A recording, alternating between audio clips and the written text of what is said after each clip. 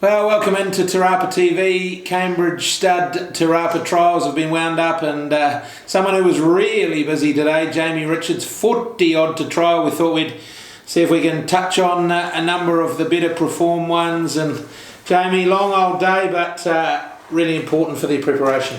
Absolutely, and not without a few little mishaps, but full marks to the club for getting through the day and moving them to the course proper. As you say, it's an important day for horses to build fitness, have a nice day out, and then head off to the races. Yeah, exactly right. Talking about that, the first of yours in Heat 1, the multiple Group 1 winning mare Avantage, and she just had a nice leisurely day out, and she'll remember what racing's about out of today. Absolutely, she's not here to do too much, she's just building a bit of fitness. She really doesn't race for a month. She'll go first up here in the Foxbridge and she'll trial at Te Akau in a couple of weeks, and she'll have a decent sort of hit out there, but she's coming up really well. We're pleased with her, and she's hopefully should be in for another good season. Another one on a mission towards the Valachi Downs Foxbridge plate to kick off, I imagine, is Prix de Fair. Yeah, he trialled well, similar sort of story as Avantage, just a nice quiet day out today. Build a bit of fitness and then get a bit more serious at Te Akau in a couple of weeks, but he did a great job last year to go through from 72 grade to be Group 1 place, so he's an exciting horse for this coming season. Did a great job for me one day at Counties, to be fair.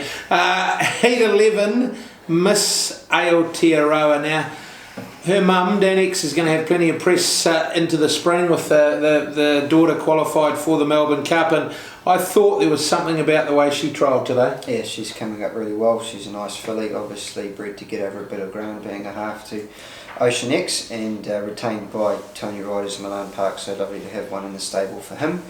And she's had one start for a fourth behind, need I say more. Trialled up twice this prep, won both of them, and she'll go to Te Akau in a couple of weeks, but she could well be a really nice filly to take to the South Island for some better races in the spring. Need I say more, or need we say more? Look, he showed it all last preparation. He's a horse that would have appreciated the cut in the track today, and he's going to be pretty hard to handle in some of those early season 3-year-old races. Yeah, he's a very nice horse. He did a good job last year, 2 from 2. He was on a path towards the size produce, and he would have been very competitive if they had to run that race, but he'll go to Te Akau in a couple of weeks, and then he'll come here for the Northland Breeders' Stakes on the 5th, hopefully on the way to the 2000 Guineas at Riccarton. Pazienza, look, we saw this one once, race day at Trentham, I think from memory, and was very impressive. I thought she looked like she'd wintered well and come out, and she might be an exciting filly into the new season. Yeah, for sure. She's just had the one start for one win, trialled up well, and there's still a fair bit of improvement there in her. She's still a little bit behind. I think she'll improve with another outing, and she will be seen in Australia at some stage in the spring. How's that looking? How are you going with all of that? Well, it's changing every day, but it's not looking great. So we won't be in any great hurry to get over there, but we just need to sort of wait and see how the next 2 or 3 weeks play out, see how Melbourne get on with their lockdown. But we've got a couple in Sydney, and very fortunate to have them there, so that'll be sort of plan B if Melbourne doesn't look great, but it's looking a little bit uncertain, but we're doing our best to get there. Plan C, they might have to race in New Zealand just to get them fit? Yeah, well, maybe just have a race and then wait until September, give them 4 or 5 months for hopefully that cycle to settle down, and if everybody plays their part in lockdown, I'm sure that they can tidy things up pretty quickly, but as you say, it's a bit of a worry at the moment. Across to Heat 23, and I thought Cornflower Blue might be one that has plenty of upside. We've talked about a few horses today, and many of them by Savabeel. It's just lovely to have them in the stable, I'm sure. And this filly, she was really good on debut, had a bit of an injury, but she looks like she's come back well. Yeah, she's come back in really good shape. She's, as you say, by the champion stallion, who we've had a lot of luck with, and retained by Mark and Pippa and the team at Waikato Stud there. So she's had one start behind, need I say more, at Matamata before we went on to be a stakes winner. So the form's there around Miss Aotearoa as well. So we really like her. She'll try it again, and we'll just see how she progresses, but she's got a lot of improvement to come as well. So she's a filly that ultimately would be black types that's so important for those studs. Is she a filly that you might get to a gold trail early, or is that might come up a bit quick? Could come up a little bit quick, as you say, got held up with an injury that required a fair bit of time, so I wouldn't be rushing to get to Hastings, but in saying that, Hastings is back a fortnight, so let's just see how the next couple of weeks play out. We'll just look after her, and the long-term goal for her hopefully is 1,000 guineas.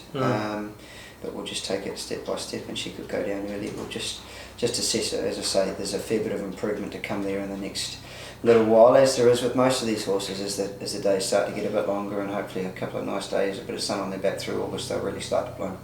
That Te Akau meeting that you'd identified not only for a number of your race horses, but also those group performed horses that can trial, that's vital in the calendar. Absolutely, a very important day there at Te Akau, and it's a track that we use a lot, very good surface down there, and a great committee run by Terry Campbell, and we like to support them. So we'll have a nice team of runners there, and we'll have a lot of triallers, and as you say, that track's got a very important part to play as the rain arrives in July and August, which no doubt it will. Hopefully we can see some better ground at Te Akau and here at Te Rapa on the 8th. Yeah, exactly. You've got a couple lined up to come here? Yeah, there'll be a few that trialled up today in the earlier part of it. Savion Blanc, she trialled nicely, she could kick off here. Lilakoi, Missouro, to name a few. So we'll just sort of see how we go, but it's an extremely exciting time of the year for us, and looking forward to the spring. Big team effort too, logistically. I don't know how many I saw wandering around in the Te Akau jackets today, but to get 40 odd horses here to start with, but to have the staff as well to do it, and then you've got the PR side of it with the people putting the results out to owners. Like it's a big operation, isn't it? It's a big team effort now, and a big thanks goes to David Ellis for. Lovely to see him join us today. Yes, too. Exactly. Wasn't it? Karen and David here, and meeting the owners and doing all of that side of things. So look, he's put a pretty concerted effort into getting the right staff to surround us with in the last 2-3 years since I've sort of been in charge. And when you're doing a big team of horses, you're only as good as the staff that you have around you, and a lot of thanks goes to the girls in the office and the foremans, and everybody has their part to play on a big day like this, and we're very thankful that we've got a great team of not only young staff coming through, but also some senior staff that have the ability to train in their own right, which is a massive help when you're doing a big team. Bloody good orchestra, but a very good conductor as well. Well done. Thank you. Cheers.